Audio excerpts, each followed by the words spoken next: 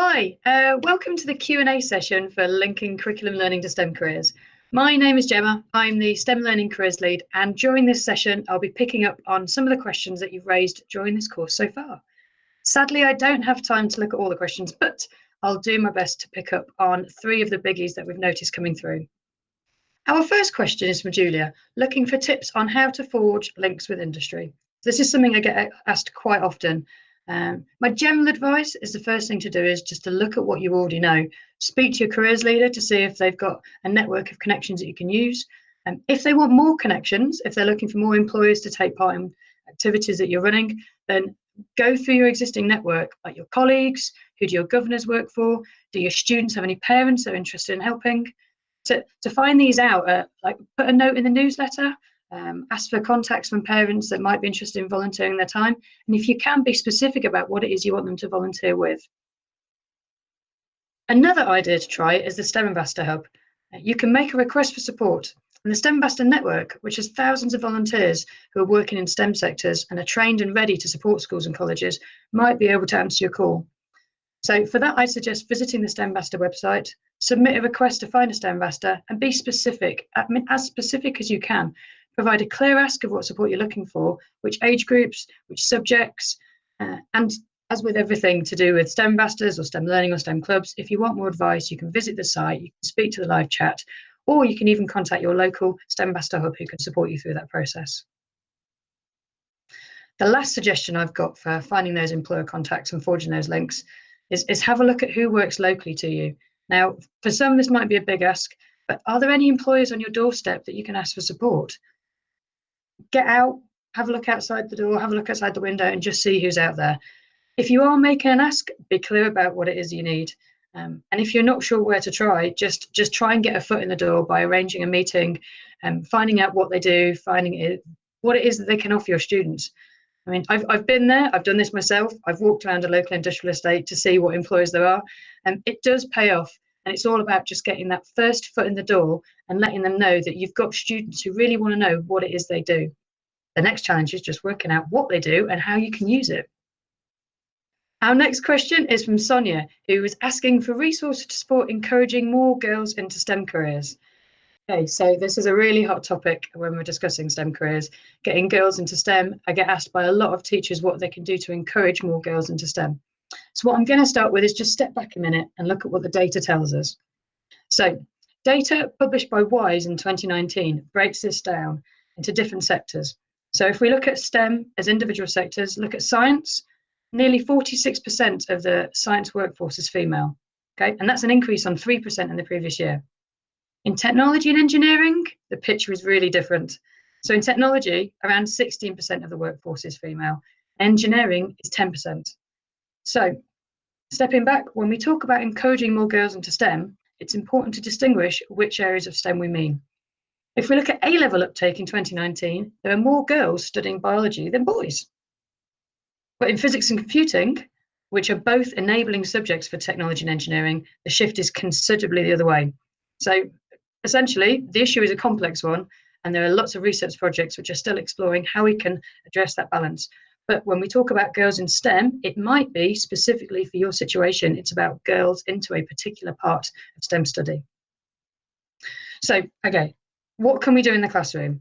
So there's a really good resource called My Skills, My Life, produced by WISE, which I would say is a great place to start. Another organisation which is producing female-focused resources is STEMETS. They've got loads of ideas, loads of support, and we'll put those links in this broadcast.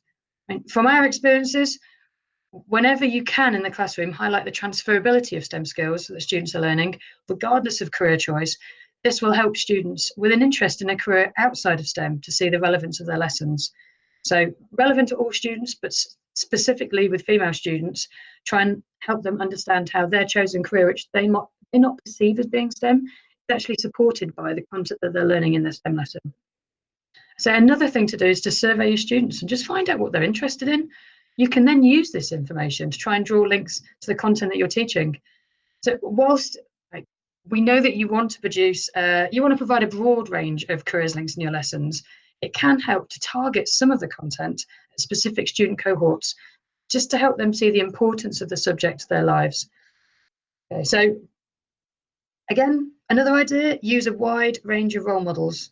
And just try and make sure that every student has the opportunity to see themselves as someone who can work in STEM industry.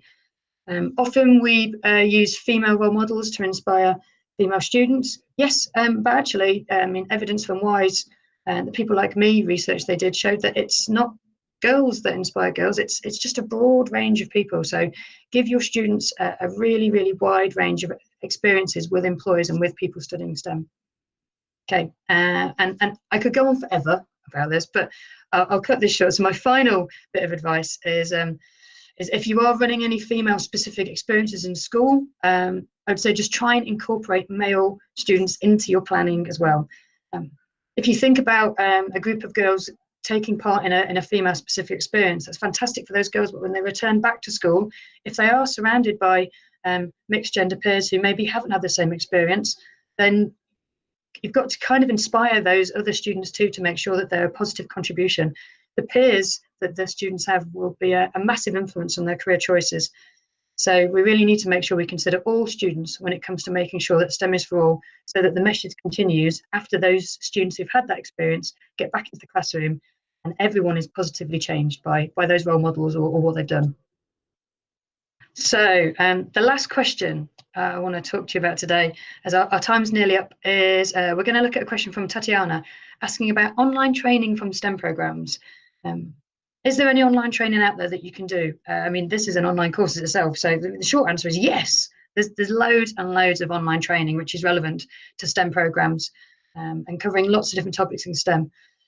There's courses that look at different phases, explore different subject areas, from math subject knowledge to science of learning, to teaching primary science, assessment for learning, lots of different courses. The way that we've scheduled it on the site is looking at your teaching points, so early careers or subject knowledge or leadership.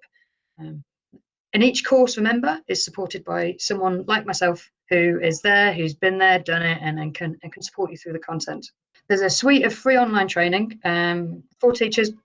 If you are a STEM volunteer, then there's also training for you. So there's training courses which look at developing your work in education and developing those skills needed to work with young people.